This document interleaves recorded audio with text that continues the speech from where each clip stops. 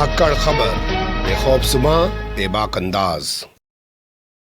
धाकड़ खबर में आपका स्वागत है। मैं आपके साथ हूं अकरम रईस खान। चेहरे बदल बदल कर मुझसे मिल रहे हैं लोग। जी हां, चेहरे बदल बदल कर मुझसे मिल रहे हैं लोग। ये क्या जुल्म हो रहा है मेरी सादगी के साथ? ये बात, ये लाइन, ये शेर मैं इसलिए कहने को विवश हो रहा हूं क्योंकि जो शी जिनपिंग चीन के राष्ट्रपति भारत नहीं आए G20 में भाग लेने के लिए, जबकि आप जानते हैं कि हमारे प्रधानमंत्री नरेंद्र मोदी उनको झूला झुलाने के लिए पूरी दुनिया में मशहूर भी हैं। वो शी जिनपिंग पहुंच गए अमेरिका, और एक दो घंटे के लिए नहीं, पूरे 4 दिन का उनका दौरा अमेरिका में होने जा रहा है। जिसके बाद कई सारे सवाल पैदा हो रहे हैं कि क्या चीन और अमेरिका के बीच जो पिछले 6 सालों से दुश्मनी चल रही थी वो खत्म होने जा रही है, या रूस की वजह से चाइना ने अमेरिका का ये दौरा किया। जी हां, रूस की वजह से, वही रूस जिसके साथ यूक्रेन के रास्ते अमेरिका और पूरा यूरोप और जितने नाटो देश हैं वो लंबे समय से जंग लड़ रहे हैं, और लोग ये कह रहे हैं कि असल में वहां पर मिल रही हार का बदला अमेरिका फिलिस्तीनियों से निकलवा रहा है इजराइल के रास्ते। इसी के साथ एक सवाल यह भी पैदा हो रहा है कि भैया भारत आए नहीं, अमेरिका चले गए हैं, तो इस लिहाज से भारत की जो कूटनीति है वो इसको लेकर क्या कहती है, क्या सोचती है, तमाम एक्सपर्ट लोग इस पे क्या बोलते हैं, तो इन्हीं के आसपास अपनी बातचीत को रखने की कोशिश करेंगे। हमारे साथ फिर से एक बार स्काइप के जरिए जुड़ रहे हैं कृष्णकांत जी, जो शॉर्ट फॉर्म में अपना नाम के लिखते हैं। भारतीय वायुसेना के रिटायर्ड अधिकारी हैं, लोक पक्ष अखबार है उसमें लिखते रहते हैं। आप उनके यूट्यूब चैनल पर, सोशल मीडिया पर जाकर देख भी सकते हैं। ज्यादातर इंटरनेशनल इश्यूज पर वो बात करते हुए आपको नजर आएंगे। बहुत शुक्रिया सर वक्त देने के लिए। धन्यवाद मिस्टर अकरम, और आपने बहुत ही सामयिक और अच्छा विषय चुना है। हमारे श्रोताओं को अवश्य जानना चाहिए कि आज की जियोपॉलिटिकल सिचुएशन कहाँ है, और उसमें भारत और खासकर हमारा सबसे बड़ा पड़ोसी और ताकतवर देश चीन का क्या रुख है। जी बहुत शुक्रिया। मैं यहीं से शुरुआत कर रहा हूं कि ये जो गए हैं चीन, ये मैं कहूं कि अमेरिका में जो है मेहमान नवाजी करने गए हैं, या अमेरिका इनकी जो है मेजबानी करने के लिए तैयार है, या ये सिर्फ एक फॉर्मेलिटीज है, एपेक में इनको जाना ही था? जी नहीं, इनफॉर्मल तो बिल्कुल नहीं है। चीन की हर चाल बहुत सोची समझी होती है, और ये आज से नहीं दशकों से है। और यह मैं कहूं, थोड़ा सा इतिहास में जाऊं कि 1972 में जब किसी भी अमेरिका के ऊंचे नेता ने, निक्सन ने, जब वहां विजिट दी थी, उस समय से ही नजर आ रहा है कि चीन का लक्ष्य एक राष्ट्रवादी लक्ष्य है, वह अंतरराष्ट्रवादी नहीं रहा है। और दूसरे अपनी पूंजी की बढ़ाने के चक्कर में, चाहे वो चीन के अंदर हो या बाहर हो, उसकी हर कदम का हर लक्ष्य यही है कि किस तरह से विश्व बाजार में अधिक से अधिक पैठ कर सके। और एपेक में जाना, अमेरिका के साथ संबंध को ऊपर से भले ही जो बोलते, ताइवान पर हमने देखा है कि किस स्थिति तक भड़काऊ स्थितियां आ गई थी, लेकिन हमें इसका अंदाजा था कि युद्ध नहीं होगा। और चीन आज युद्ध नहीं चाहता, वो आर्थिक रूप से पूरे विश्व पर कब्जा करना चाहता है। पूरे विश्व पर आर्थिक तरीके से कब्जा करना चाहता है चाइना, इसलिए वो झगड़े फसाद नहीं कर रहा है। लेकिन अब यहां सवाल पैदा होता है कि जो अमेरिका चाइना को रोकने के लिए पिछले 6 साल से, डोनाल्ड ट्रंप के टाइम से न जाने क्या क्या पाबंदियां लगा रहा था, क्या क्या कर रहा था, वो उसके लिए दरी बिछाना, मतलब रेड कारपेट बिछाने में क्यों लग गया है? देखिए, यहां पे बात साफ है। जहां एक तरफ चीन से उसकी लड़ाई आर्थिक मुद्दों पे है, वहीं दूसरी तरफ रूस से वह सीधे ना कहें लेकिन तकरीबन सीधे सीधे तरीके से यूक्रेन में वह युद्ध भी कर रहा है। और अभी फिलिस्तीन में जो युद्ध चल गया उसके कारण भी उसकी स्थिति नाजुक हो रही है, आर्थिक मसलों पर भी नाजुक नाजुक होगी। इसलिए जरूरी है अमेरिका के लिए कि वैसे देशों को, जैसे भारत, चीन, ब्राजील, जो बड़े बड़े देश हैं, आर्थिक रूप से भी काफी ताकतवर है। जापान, जर्मनी ये अलग है, फ्रांस, यूके बिल्कुल उसके पॉकेट में है, लेकिन ये लोग उसके बिल्कुल पॉकेट में तकरीबन नहीं है, स्पेशली चीन। क्योंकि चीन उसकी बराबरी में खड़ा हो रहा है। विश्व में यदि हम जीडीपी की बात करें तो चीन नंबर 2 पे आता है। इसलिए चीन के साथ जहां एक तरफ संघर्ष है, लड़ाई है आर्थिक मुद्दों पर, वहीं पर वह चाहता है कि वह मिलिट्री रूप से कहीं भी रशिया को मदद ना दे, भले ही उसका सेना ना भेजे, लेकिन आर्म्स अम्युनिशंस वेपन जो यदि भेजना शुरू करे तो पलड़ा वहां पर रूस का बड़ा जबरदस्त भारी पड़ जाएगा यूक्रेन में अमेरिका और नेटो के खिलाफ। इसलिए उसको हमेशा वो खुश रखने की कोशिश भी करता है। यानी आप जो कह रहे हैं कि अमेरिका जो है खुशामद कर रहा है चाइना की कि भैया रूस का साथ मत देना, लेकिन इसे उल्टा करके भी तो समझ सकते हैं ना सर कि अमेरिका चीन के रास्ते रूस से जो यूक्रेन में जंग चल रही है उसको समाप्त करवाना चाहता है, इसलिए शी जिनपिंग के लिए रेड कारपेट बिछाया गया है। इसकी चर्चा चल रही है, इसकी चर्चा चल रही है क्योंकि अमेरिका यह भांप चुका है कि यूक्रेन में उसकी हार हो रही है। जीतने की तो खैर संभावना है ही नहीं, हार हो रही है। और इसके कारण, अमेरिका ही के कारण युद्ध हुआ, अमेरिका के कारण युद्ध बंद करने की जो भी कोशिश की गई उसको खत्म किया गया। और आज अमेरिका इस स्थिति में पहुंच गया कि वह नहीं चाहता कि यह युद्ध लंबे समय तक चले, और उसको रोकने का उपाय सऊदी अरेबिया ने जो भी किया वह असफल रहा। टर्की तो खैर नहीं सफल हुआ। इजराइल ने जो मध्यस्थता करने की बात की वो खत्म हो चुका है। चीन ही एकमात्र बचता है।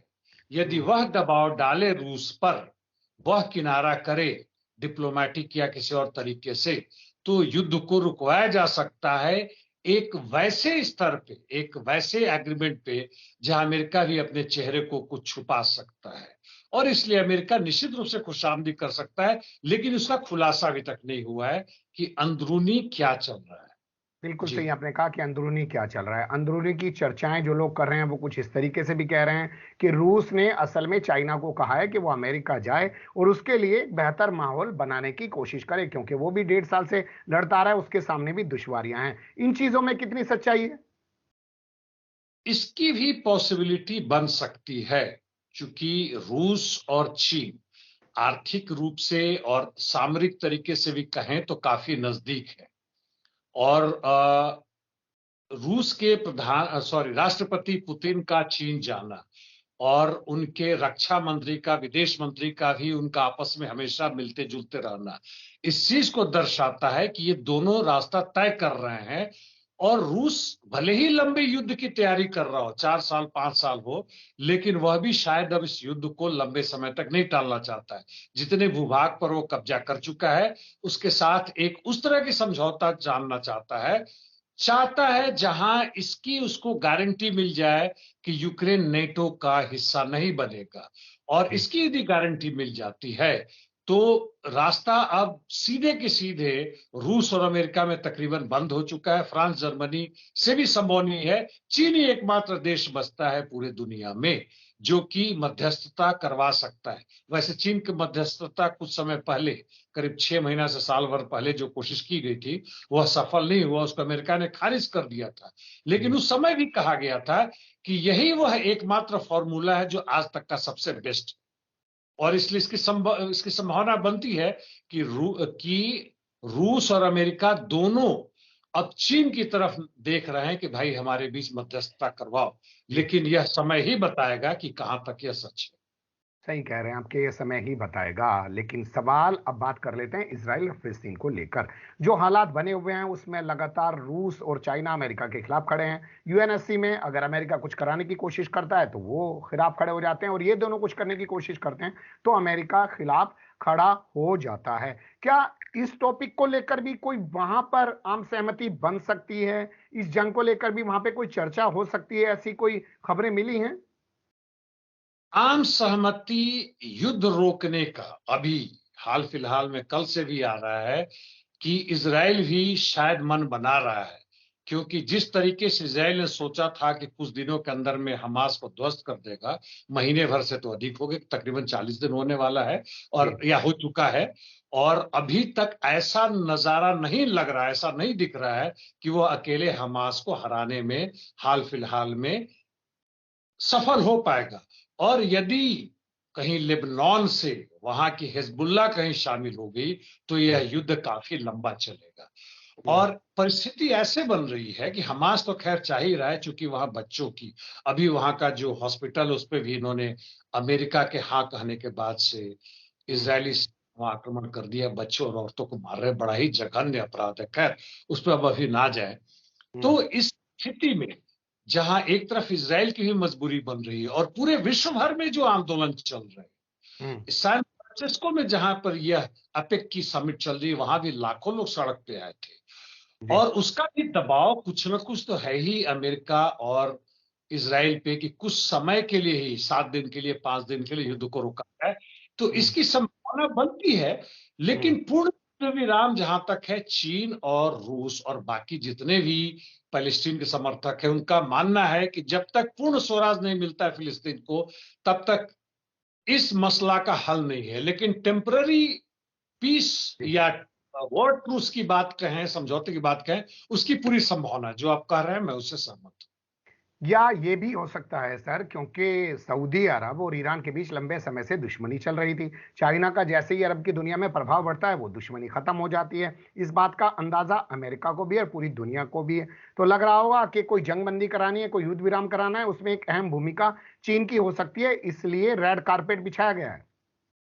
बिल्कुल बिल्कुल सही है। जहां चीन के ही पहलकदमी से सऊदी अरेबिया भी इनके पक्ष में है। हालांकि सऊदी अरेबिया पे मुझे ज्यादा विश्वास नहीं है। जो एमबीटी वहां के राजकुमार या राजा जो भी है कहते हैं, उन पर मुझे कोई भरोसा नहीं है, क्योंकि वो आपराधिक प्रवृत्ति के हैं। लेकिन अभी की राजनीतिक माहौल जो है पूरे विश्व भर में, उसमें सऊदी अरेबिया ने कई बार 2 उंगलियां दिखाई है अमेरिका को, और केवल चीन ही फिर से वहां बनता है, मध्यस्थता बनता है। इसमें चीन ने काफी विकास किया है पूरे विश्व भर में। जहां आर्थिक उसकी पूंजी पहुंचती है, पीछे पीछे उसकी राजनीति भी पहुंचती है।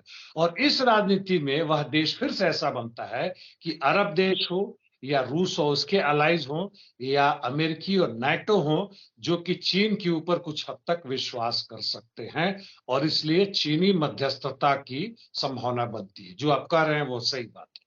यानी चीन के दोनों हाथों में लड्डू हैं, और अपने हक में पूरा माहौल ऐसा देखने के बाद ही 6 साल की दुश्मनी को नजरअंदाज करते हुए शी जिनपिंग अमेरिका पहुंचे हैं। अब बात करते हैं भारत के परिप्रेक्ष्य में। हमारे यहाँ तो झूला झुलाया जाता है, लेकिन फिर भी G20 में आने से इनकार कर देते हैं दोनों के दोनों नेता। रूस वाले भी नहीं आते हैं, चीन वाले भी नहीं आते हैं। लेकिन जब चीन में प्रोग्राम होता है तो रूस वाले वहां पहुंच जाते हैं, और अब वही चीन वाले अमेरिका चले गए हैं बगल के देश में आने के बजाय। तो इसको कैसे देखा समझा जाए? क्या ये कह सकते हैं कि उन्हें ये समझ आ गया है चाइना वालों को कि भारत की जो अब वर्तमान सरकार है, जो 56 इंच का सीना फुला के रखती है, वो अमेरिका से ही चल रही है, इसलिए इन्हें छोड़ो, वहीं चलो?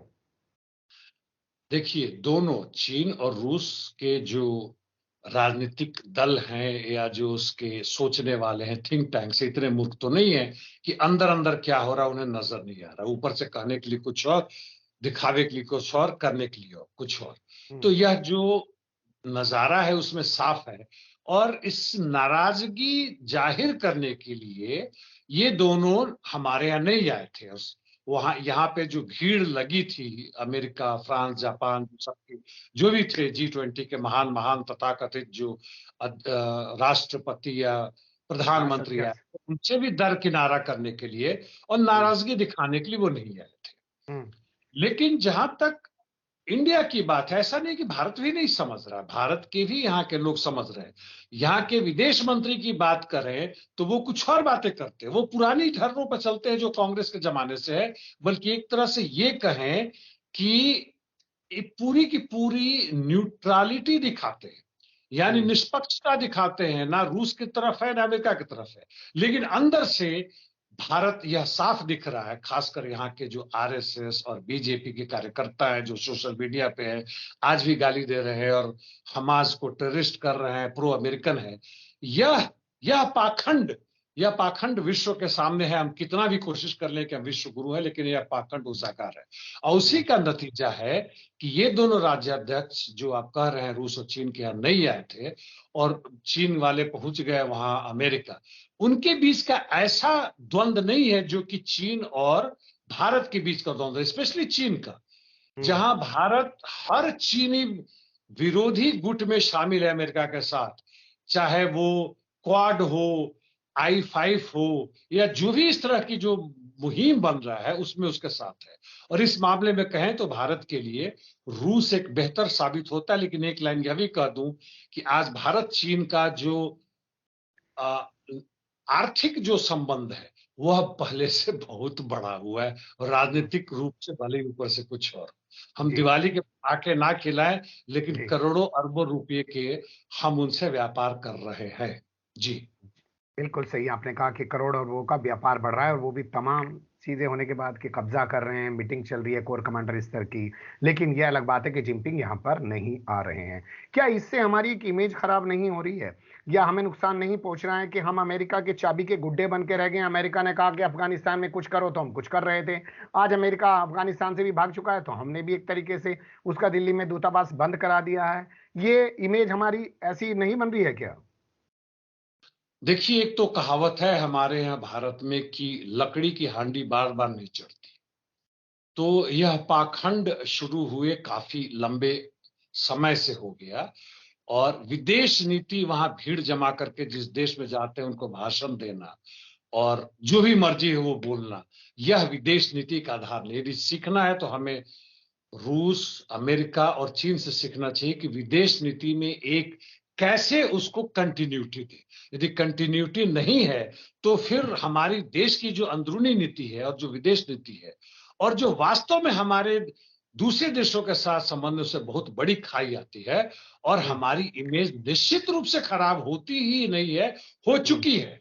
हम अखबार में जितना भी ढोल पीट ले, हमारी गोदी मीडिया या आप जिसको पाखंड मीडिया या भोंपू भोंपू मीडिया मीडिया। कहते हैं शायद, जी, हम्म, कितना भी यह जोर लगा ले, हम्म, विदेशों में हमारी इमेज, हमारी छवि काफी खराब हुई है और हमारे हम्म, ऊपर से भरोसा भी हटा है। यह चाहे वो लैटिन अमेरिका में हो या हमारे पड़ोसियों के साथ, तो खैर सारे के साथ हमारे संबंध खराब हो चुके हैं। यहाँ तक कि भूटान से भी जो पहले अच्छा संबंध था या हम्म। नेपाल के साथ था वो ना रहा। यह नजर आ रहा है। इसके लिए बहुत डीप में जाने की जरूरत नहीं है। भोपू क्या मीडिया से यहाँ थोड़ा की सरकार जो है, देखिए। हमारी जो सरकार है, वो इस मामले को जी, समझ पाएगी कि ये जिनपिंग यहाँ पे तो आ नहीं रहा था? मोदी जी झूला बस भी झुलाते हैं, लेकिन ये अमेरिका चले गए हैं।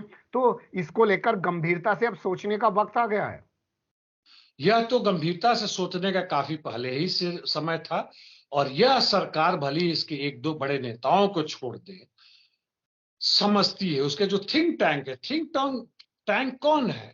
इंडियन फॉरेस्ट सर्विसेज के जो लोग हैं, आर्थिक और इंटरनेशनल मुद्दे को समझने वाले लोग हैं, जो इनके मंत्रालयों में है, जो इनके साथ हैं, आरएसएस के लोग हैं, और जो बड़े पूंजीपति, उनके भी थिंक टैंक है जो लगातार इनके संपर्क में है। ऐसा नहीं है कि इनको नहीं समझ में आ रहा है, लेकिन यह चीज नजर इनको साफ साफ साफ साफ आ रहा है कि जो भी हमारी देश या विदेश नीति हो, तोड़ने फोड़ने की, बर्बादी की, हमारे कुछ पूंजीपतियों के झोले बड़ी तेजी से भर रहे हैं, और जी उनके जो चमचे हैं, चाहे वो राजनीतिक हो या बड़े बड़े अधिकारी हो, जी उनके भी जेब काफी तेजी से बढ़ रहे हैं और उससे खुश है। इसलिए बहुत सोचने का समय जनता के लिए, इनके लिए नहीं है, कि हमें बिल्कुल। सोचना है कि हम क्या इस देश को इसी रास्ते पर चलने दें या हम हम्म, बदलाव की तरफ आगे बढ़े। बहुत ही बेहतर और अहम लाइन आपने आखिर में कही कि सोचने का वक्त अब जनता के लिए है कि क्या सब कुछ ऐसे ही चलना दिया जाएगा या इसमें कुछ बदलाव किया जाएगा, क्योंकि हमारे सामने 2024 भी और 2024 से पहले 5 राज्यों में हो रहे उपचुनाव को सेमीफाइनल माना जा रहा है। बहुत शुक्रिया, आपने बहुत सारी चीजों पर बहुत बेहतर ढंग से जानकारी दी। फिर आपसे जुड़ेंगे कि जिनपिंग के जाने के बाद वहां पे क्या क्या सिग्नेचर हुए हैं, क्या क्या दस्तखत हुए हैं, क्या हालात बने हैं, किस तरीके के कमेंट्स तमाम तरफ से जारी किए गए हैं। बहुत शुक्रिया sir. Thank you mister Akram. See you.